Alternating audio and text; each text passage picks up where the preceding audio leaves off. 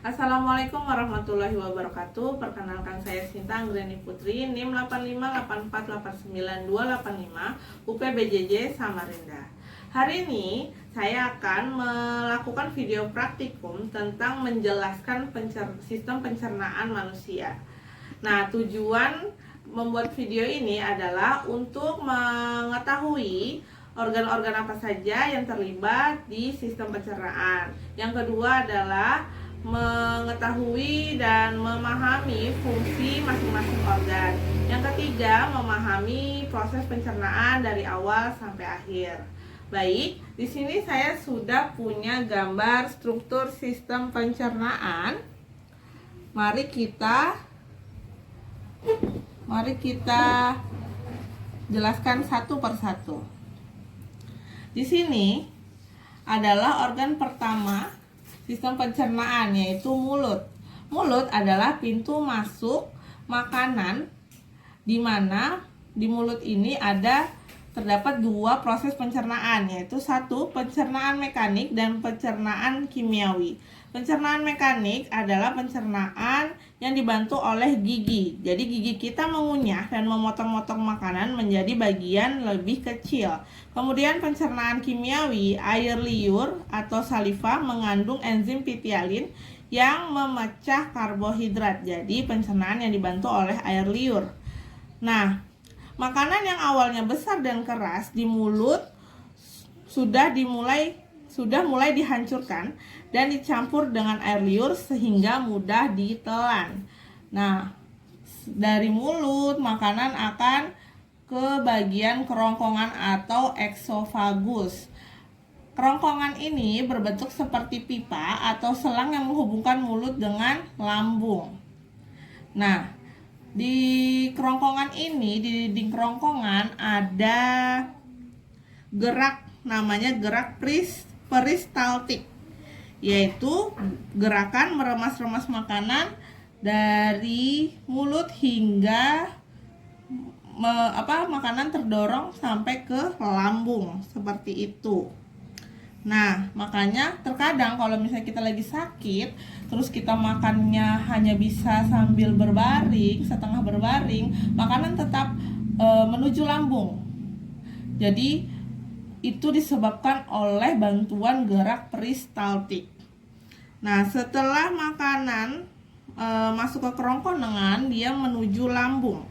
Lambung ini seperti kantong yang bisa mengembang. Fungsinya menyimpan makanan sementara sekitar 2-4 jam, kemudian mencerna makanan, dan yang ketiga membunuh kuman, karena di lambung ini ada asam lambung yang sifatnya asam dan mampu membunuh kuman. Lambung juga menghasilkan enzim pepsin untuk memecah protein. Dan hasil dari makanan yang masuk ke lambung ini, yang dicerna ini adalah bubur makanan atau sering disebut KIM.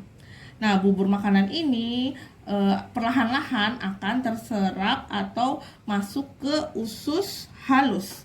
Nah, ini usus halus. Usus halus ini adalah bagian terpenting dari proses pencernaan, karena usus halus ini di dalamnya terjadi penyerapan sisa-sisa makanan yang fungsinya untuk tubuh kita. Nah, sebelum ke arah sana saya akan menjelaskan dulu. Usus halus ini panjang, teman-teman. Panjangnya mencapai 6-7 meter. Nah, dia muat di perut karena dia melingkar-lingkar atau menggulung-gulung seperti itu.